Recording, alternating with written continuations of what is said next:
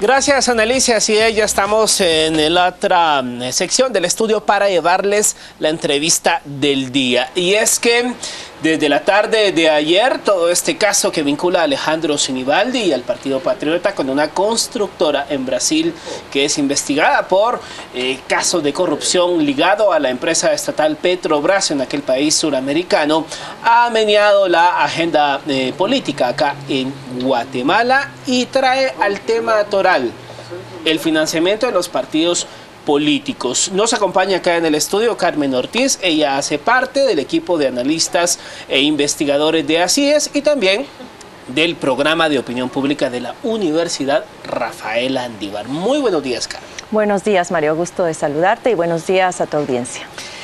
Carmen, ayer sale esta noticia a través de un medio en Sao Paulo donde se vincula al directivo de la constructora OAS, vinculada a un caso de corrupción con Petrobras, donde se encuentra una nota que supuestamente habría enviado dinero, $1 millón específicamente al entonces, al actual precandidato del partido oficial. Dejando a un lado si esto es cierto o no es cierto, ¿hay forma de fiscalizar el dinero que está llegando a los partidos políticos? Bueno, de hecho, la ley contempla varias modalidades. Lo que sucede es que los candidatos y las personas alrededor de los partidos políticos las incumplen. Porque efectivamente, por ejemplo, en este caso, la ley electoral prohíbe recibir financiamiento de estados o de personas individuales o jurídicas extranjeras por parte de los partidos políticos. Si este supuesto caso finalmente llegara a comprobarse en términos de su veracidad y vinculaciones, pues efectivamente aquí habría una violación tácita de la ley. Eso por un lado. Por el otro lado, debemos de considerar que también en el tema del financiamiento privado, la ley electoral establece un techo de no más del 10% sobre los votos obtenidos en la última elección. En este sentido, podríamos decir que este financiamiento, supuesto financiamiento, estaría sobrepasando este techo, este límite de aportes privados. Por el otro lado, como te digo, las violaciones serían múltiples. El reglamento de la ley electoral y de partidos políticos establece que las cuentas bancarias para los gastos de campaña, para cubrir los gastos de campaña electoral, se abren un mes antes de la convocatoria. Es decir, ¿qué estarían haciendo entonces los partidos en este momento recibiendo ya aportes cuando la convocatoria va a ser en mayo y ellos tendrían que estar abriendo sus cuentas bancarias en el mes de abril? Otra situación se presenta cuando te das cuenta de que también el reglamento establece que las personas individuales o jurídicas que quieran aportar a un partido político $10,000 tienen que presentar una declaración jurada sobre esos fondos. Es decir, hay una serie de situaciones que sí están contempladas en la ley, pero que efectivamente en muchos casos se violan. Acá estamos hablando en una nota que está escrita a mano, que encuentra la policía brasileña en las oficinas de este directivo de OAS. Se habla de la cantidad de $1 millón supuestamente entregadas a Alejandro Sinibaldi. En un país como Guatemala, donde pues sabemos cómo funciona el tema de las campañas electorales, ¿qué tanto se pudiese hacer con 7.500.000? O sea, ¿qué sentido tendría que ahorita, precisamente, tal como decías, qué sentido tendría que ahorita haya este aporte? Bueno, lo que pasa es que sabemos que los partidos políticos están erogando muchísimos fondos en pre-campaña. Es decir, ahora prácticamente necesitan fondos para cubrir 4 años. Está prohibido por la ley, pero vemos que si bien antes las elecciones se adelantaban un año, ahora vemos que prácticamente las precampañas inician al día siguiente de la toma de posesión del presidente. Es decir, ya no hay treguas. Y precisamente los partidos políticos tratan de obtener recursos para dar a conocer o levantar la imagen de sus posibles candidatos, pero no invierten recursos como debería de ser en sus gastos de funcionamiento permanente. Entonces, muchos de estos fondos son precisamente para precampaña y definitivamente está más que comprobado que están sobrepasando los techos establecidos en la ley.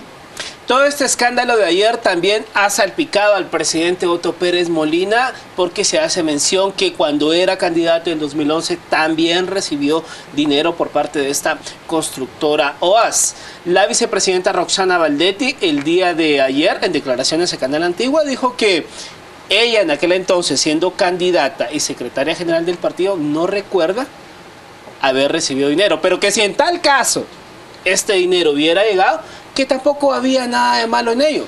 Esto es cierto. Bueno, eso fue un gran error. Primero que todo, yo considero que la vicepresidenta no tiene por qué estar dando declaraciones en torno al partido político. Es decir, ya el Tribunal Supremo y la Corte de Constitucionalidad dijeron que ella es mandataria, ella representa la unidad de la nación, ella no representa partido político alguno, no tendría por qué estarse pronunciando.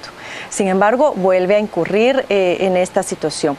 Y por el otro lado, como te mencionaba, legalmente no está permitido, es decir, no es posible, y la ley es tácita en eso, recibir financiamiento de estados o de personas individuales o jurídicas extranjeras.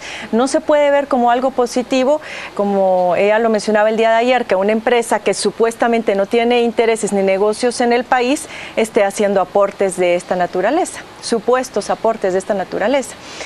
El otro tema que creo que me parece muy importante a analizar es esta reacción por parte del precandidato presidencial, porque más allá de mostrar una actitud, digamos, de indignación, es decir, si alguien te está acusando a ti de algo que no es cierto y alguien viene y te dice, mire, está este papel en donde está su nombre y hay supuestos aportes y demás, el primero que se sorprende eres tú, y tu defensa no va a ser, bueno, pero ese es nada más un papel y no se comprueba la intencionalidad de ese papel. No, es decir, al contrario, yo lo que diría es, yo soy la primera interesada, señores, de que esto se esclarezca. Es más, demando a las autoridades nacionales que coordinen con las autoridades brasileñas y que el caso se esclarezca y se llegue hasta las últimas consecuencias, porque sabemos que si algo es vital y columna vertebral de un candidato, es su imagen de integridad y de honestidad.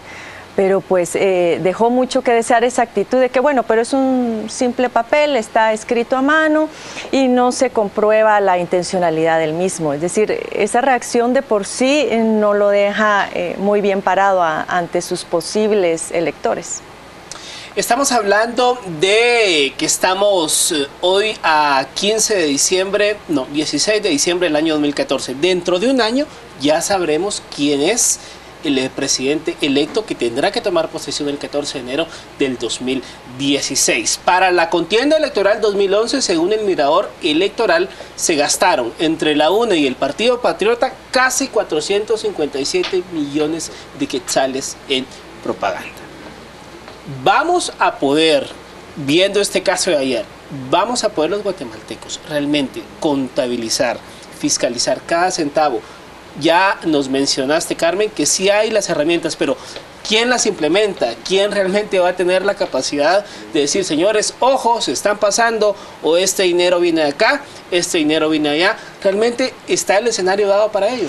Mira, ha habido una buena labor por parte de instituciones como Acción Ciudadana, como las organizaciones que integran el Mirador Electoral, que como bien mencionabas hace un momento, han hecho monitoreo de esto.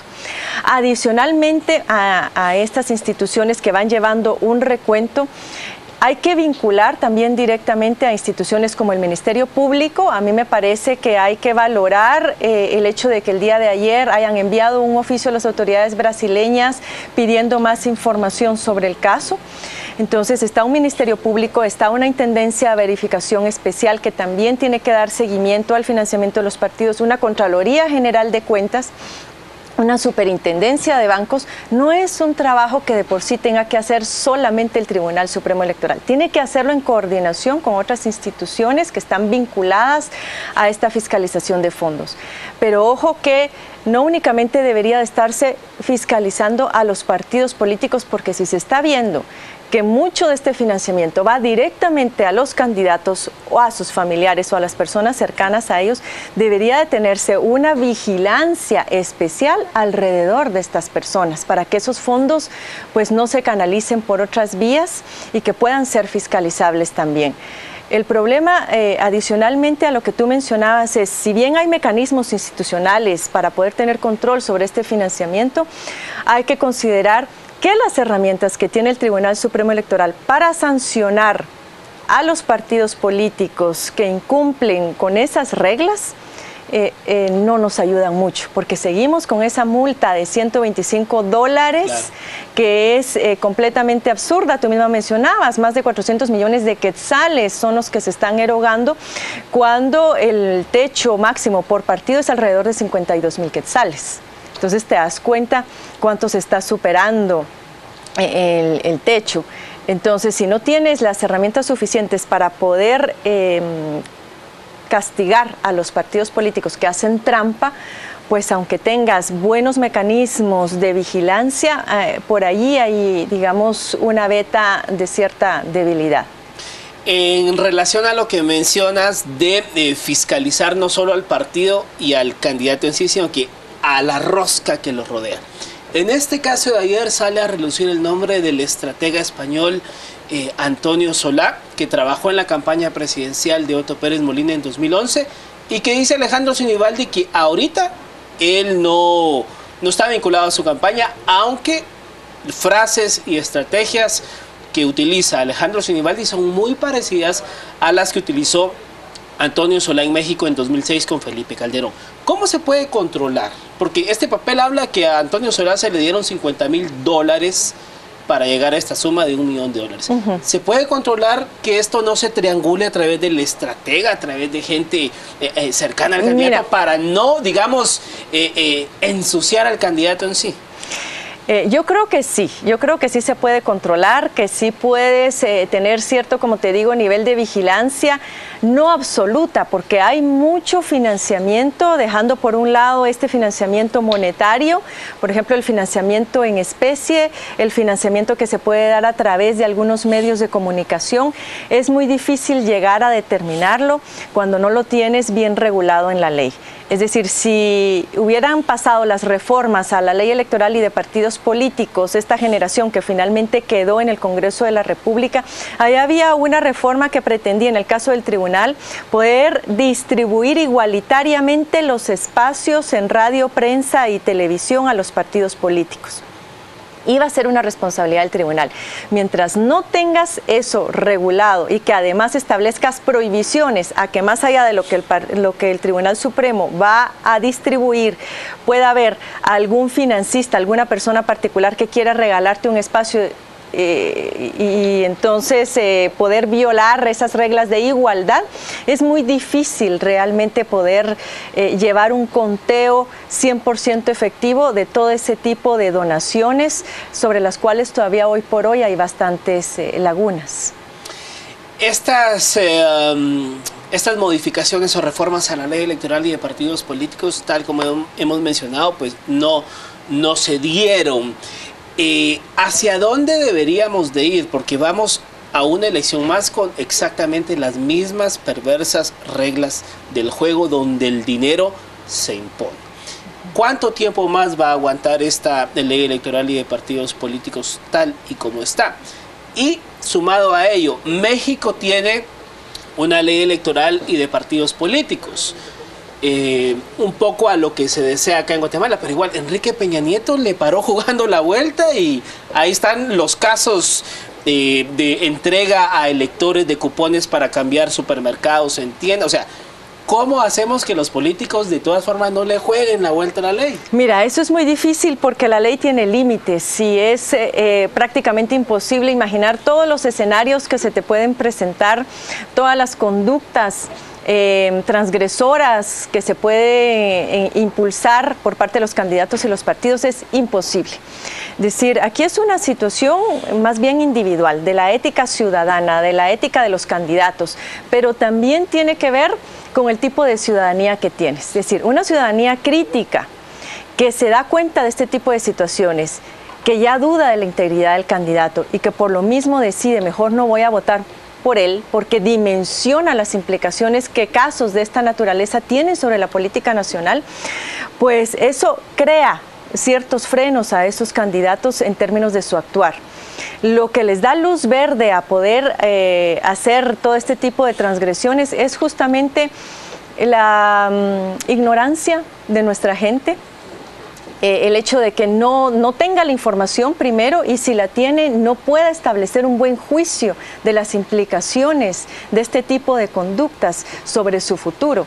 El hecho de que tengamos personas todavía hoy, ciudadanos, que se dejen seducir por unas láminas, por una bolsa segura, te deja ver de que precisamente es lo que hace cara a las campañas electorales, porque es lo único que puede movilizar ese voto a favor de estos partidos políticos.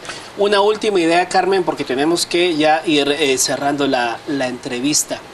Hemos llegado a tal punto que el pasado fin de semana se convocó a la población en Sololá, se iban a rifar motocicletas y muere un niño cuando se desploma una tarima en una actividad donde estuvo Manuel Valdizón. Resulta que al día de hoy no hay parte policíaco, no hay parte bomberil, no hay acta de defunción, nadie sabe qué pasó. O sea, ¿ante qué estamos entonces? Sí, la verdad es sumamente lamentable que se dé este tipo de situaciones.